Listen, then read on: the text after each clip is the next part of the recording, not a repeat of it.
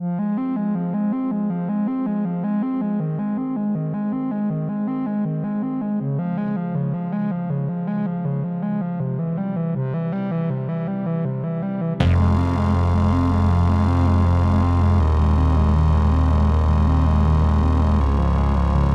guys, it's Quinn here.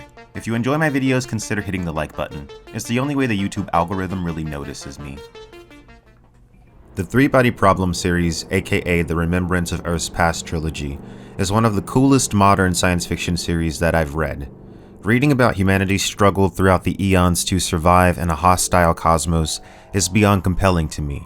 In this video, I'll pick up where I left off in the last video, at the beginning of the Deterrence Era, which brought peace between the Trisolarans and humanity. Keep in mind that this video will have spoilers for the books. Part 1. The Sword Holders. The Doomsday Battle was the bloodiest single event in history up until that point. Trisolaran technology had proven to be far beyond the scope of what humans had actually prepared for. In a ridiculously short period of time, all of humanity's space force had been annihilated. A few ships survived to await some lonely and cold existence out in deep space. The people of Earth were left in shock and horror as even more Trisolaran probes with greater destructive power than humans had previously even conceived of speed toward the Earth. They were saved by the actions of the wallfacer Trilogy, who became the world's first ever sword holder. I go into detail as to how this happened in this video. If you haven't seen it, I highly recommend you watch it before this one. In it, I explain the concepts of chain of suspicion and deterrence game theory, which are key to understanding the events of the series as they play out from this point on. Essentially, Trilogy held the Trisolarans at bay by threat of mutually assured destruction. If the Trisolarans showed aggression towards humanity, he would activate a detonator, which would reveal the location of Trisolaris and the Earth to the greater universe. Based on the logic of Dark Forest hypothesis, which we've covered in detail in other videos in this series, this would mean death for both worlds, as some hunter in the Dark Forest was bound to notice the worlds and act to destroy them. The Trisolarans and humanity had both determined independently of each other that Trilogy's likelihood of fulfilling the threat should the Trisolarans violate deterrence was well over 90%, but everyone knew Trilogy could not live forever. Eventually, a new sword holder would have to be chosen. In the third book in the series, we meet the woman who would eventually become the world's second ever sword holder. And the last. It was decided that a vote would be held to elect the next sword holder. Shang Xin had been one of 7 candidates. The other 6 were all men. The election took place about 60 years into the Deterrence Era. I should acknowledge that this particular section of the book presents some pretty questionable ideas about the nature of masculinity and femininity. This may be where some of the author's real-world beliefs seep into the narrative. I just thought I'd point this out, as some readers may definitely be off-put by it. Shang Xin was the favorite candidate for a few reasons. One, she had served in the PIA, aka the PDC Strategic Intelligence Agency, which in the last few centuries had actively gathered an enormous amount of intelligence about Trisolaris. They had even warned of the imminent droplet attack, but were not listened to. By this point in history, the PIA possessed an almost legendary status in the public's view. Also, the public had grown to think differently about the Trisolarans yet again. In fact, Trisolarans had begun to make a significant impact on human culture and art. The art and culture of this age were nothing like she had imagined, but it wasn't simply a matter of a return to classical style either. It was more of a spiraling sublimation of postmodernism, built upon a new aesthetic foundation. For instance, a fairy tale of Youngsti contained profound metaphors for the universe and space-time, but Shang Xin was most impressed by the disappearance of the gloomy despair and bizarre noise so prevalent in the postmodern culture and art of the 21st century. In their place was an unprecedented warm serenity and optimism. "I love your era," said Shang Xin. "I'm surprised." You'd be even more surprised if you knew the artists behind these films, paintings, and music. They're all Trisolarans, from 4 light years away. AA laughed uproariously as she observed Shang Xin's stunned gape. Essentially, humanity began to see the Trisolarans as more like them. Some began to believe that perhaps the Trisolarans wouldn't carry out an attack even if the sword holder failed to carry out the deterrence threat. Perhaps the symbol of the sword holder was all that mattered. Also, the Trisolarans have created a sort of emissary on Earth, an android. She is the voice of Trisolaris on this world. The Trisolarans, instead of continuing the trend of silence, have now elected to speak through this form. She is referred to as simply Sofan. The android takes the form of a gentle Japanese woman. She appears harmless, a far cry from the cold, intangible form Sofan had previously taken. The Trisolarans had even helped with the development of human science, giving humanity supposedly crucial details about the nature of the cosmos. Opinions of the Trisolarans gradually shifted. Essentially, this exposes the very short-term memory of humanity. When humans are comfortable, they begin to take that comfort for granted. They assume that it will continue to exist. They forget about the mistakes of the past, and the forgotten past is often repeated. If Shang Xin was chosen, she would have to attack fast if the Trisolarans went on the offensive. She would have to make the decision to destroy her own world in that moment, with no time to ponder. Humanity was not so naive as to believe that the Trisolarans had turned the other droplet probes away from the solar system. It was likely that they were hidden somewhere within the solar system, invisible from detection. Even by spreading oil films or using other advanced detection techniques, humans could only reliably detect droplets if they approach within 1/10 of an AU of Earth, or 15 million kilometers. Outside this sphere, the droplets were free to roam undetected. At maximum speed, a droplet could cross 15 million kilometers in 10 minutes. This is all the time the sword holder would have to make a decision if Dark Forest deterrence broke down. Ultimately, Shang Xin is elected as sword holder, and the transference process between her and Luo Ji is complete. Shang Xin knows that from this day forward, she and the detonator will be one. It would almost be like a part of her body. She looked at the red switch in her hand. It was already a part of her. She and it would be inseparable from now on. Even when she slept, she had to keep it by her pillow. The white semicircular hall was deathly silent, as though time was sealed in here and no longer flowed. It really did resemble a tomb. But this would be her entire world from now on. She decided that she had to give life to this place. She didn't want to be like Luo Ji. She wasn't a warrior, a duelist. She was a woman, and she needed to live here for a long time, perhaps a decade, perhaps half a century. Indeed, she had been preparing for this mission her whole life. Now that she stood at the starting point of her long journey, she felt calm. In Shang Xin's mind, she was a protector, not a destroyer, not a warrior. She was willing to use the remaining years of her life to maintain the balance between the world of Trisolaris and the Earth. Before she accepted the sword holder role, she had a conversation with the android Sofan, who tells her that it is both of their duties to make the Earth beautiful and prosperous. Shang Xin believed the Earth would grow stronger with Trisolaran science, and at the same time Trisolaris would grow more civilized with Earth culture. One day, she hoped the world would no longer need a sword holder. Put down that red switch and return to the surface. The world no longer needs Dark Forest deterrence, no longer needs a sword holder. As I stated in my Deterrence Era video, deterrence works because of the guarantee of mutually assured destruction. Luo Ji's likelihood of fulfilling the threat was something that the Trisolarans could determine mathematically. So it stands to reason that it was also something that they could determine about Shang Xin. It took 15 minutes after the transfer of the sword holder position for the Trisolarans to violate deterrence. The resulting devastation was macroscopic in comparison to the devastation of the first droplet attack. When she faced that distant world as the sword holder, Shang Xin, unlike Luo Ji, did not feel this was a life or death contest. She thought of it as a game of chess. She would sit tranquilly before the chessboard, thinking of all the openings, anticipating the opponent's attacks, and devising her own responses. She was ready to spend her life playing this game. But her opponents hadn't bothered to move any pieces on the board.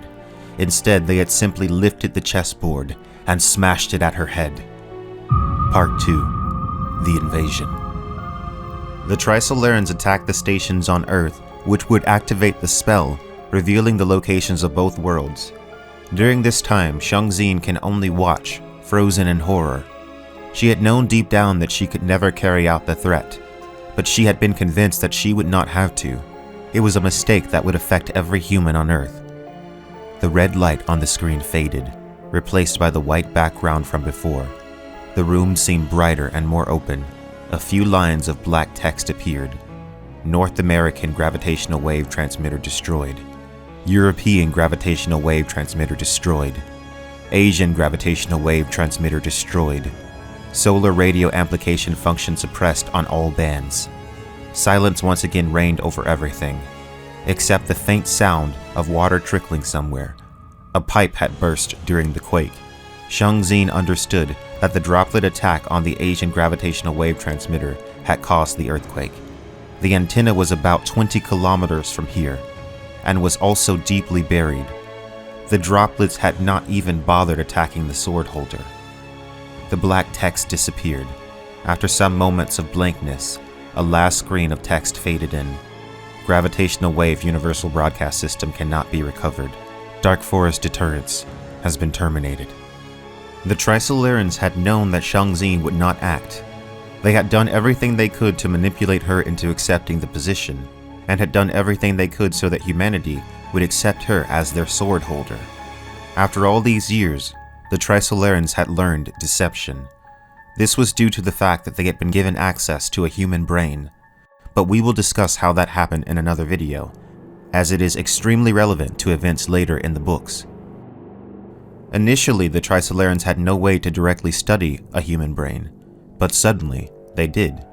In a speech broadcasted to the entire planet, the Sophon android finally reveals its true nature, and admits that they had only been waiting for humanity to let down its guard, waiting for them to become weak.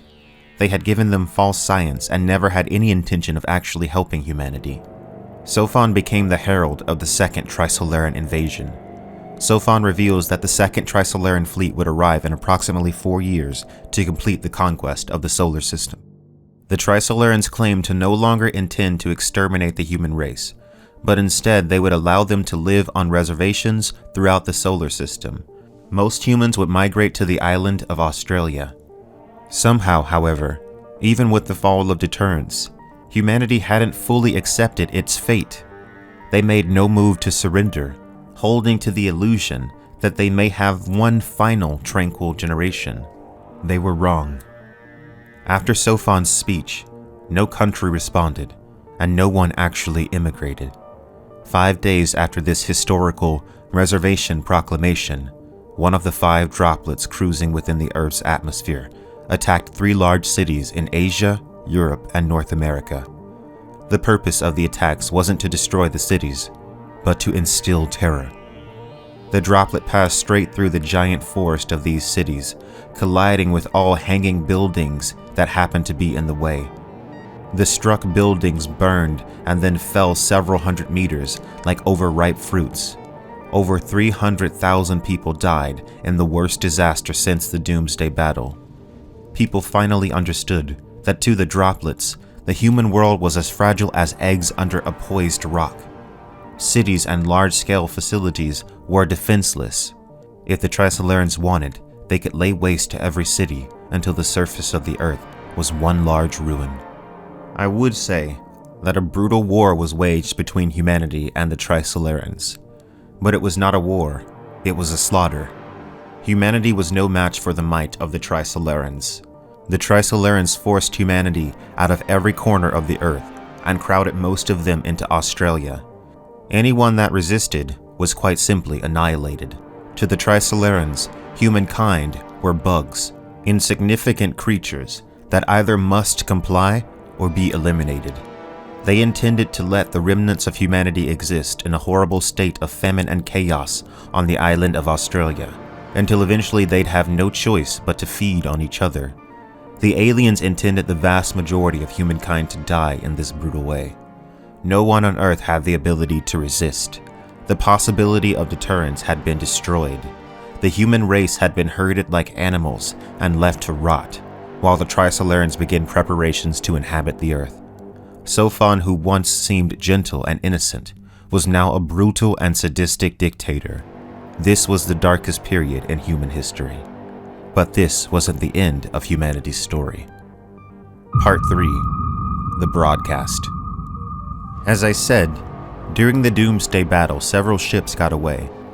The crew of Blue Space and Gravity would become the saviors of humanity. They had detected what happened on Earth, and together made the decision to fulfill the deterrence threat, revealing the location of the two worlds. Aboard their ship, they possessed a gravitational wave emitter, more than capable of completing the task. They knew that activating the Universal Broadcast System would give Earth one last chance. It would force the Trisolarans to leave the solar system. They hoped to buy humanity time to escape the solar system before it was too late. 315 years had passed since that morning in the 20th century when Wenji had pushed another red button. The gravitational wave broadcast began. Everyone present felt a strong tremor.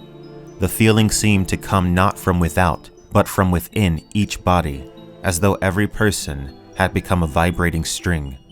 This instrument of death played for only 12 seconds before stopping, and then everything went silent. Sophon was able to detect the gravitational waves approximately 1 year after they had been broadcast. After this becomes known to the Trisolarans, they no longer have use for our solar system. They simply leave. They head away from the Earth. The conflict between the humans and the Trisolarans seems to be over forever. But now the existence of our world has been revealed, and a light switch had been turned on, and suddenly the Earth was visible to any hunter who happened to be looking. The Trisolarans had been powerful, but their power pales in comparison to what awaited deeper in the dark forest. It was not known how long it would take for humanity to be noticed. It could take decades. It could take centuries. Nearly 4 years after the broadcast had been activated, the Trisolaris star system was annihilated. Since Trisolaris had always been under intense surveillance, plenty of data was captured concerning its extinction. The attack on the Trisolaran system was identical to the attack on Luo Ji's 187J3X1. A small object traveling near the speed of light struck one of the 3 stars in the system and destroyed it through its relativistically amplified mass. A photoid had struck one of the world's 3 stars. Strangely, it seemed to have been launched from some kind of spacecraft. All life on Trisolaris was destroyed in the resulting catastrophe of bright, blinding brilliance. By the time the planet emerged from the furnace of its erupting sun, it glowed with dim red light. The entire surface of the world had been liquefied. No one had expected this to happen so soon, and it was only a matter of time before the Earth met the same fate. The destroyed world appeared as a bright blue star visible from Earth.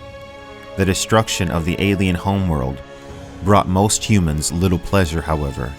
Humanity grew silent, as though they were simply waiting for something they could not name. They still had to find a way to protect themselves, and now the matter was even more pressing.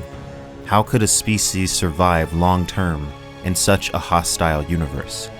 Even if they found the perfect world, how would they protect themselves? It turns out the secrets of the universe go even deeper, as humanity eventually discovers. In future videos, we will discuss what becomes of humanity, now alone and exposed in the unforgiving cosmos.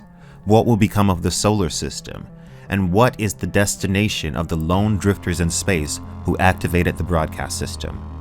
Thank you guys so much for watching. Make sure you like and subscribe for more Quinn's ideas.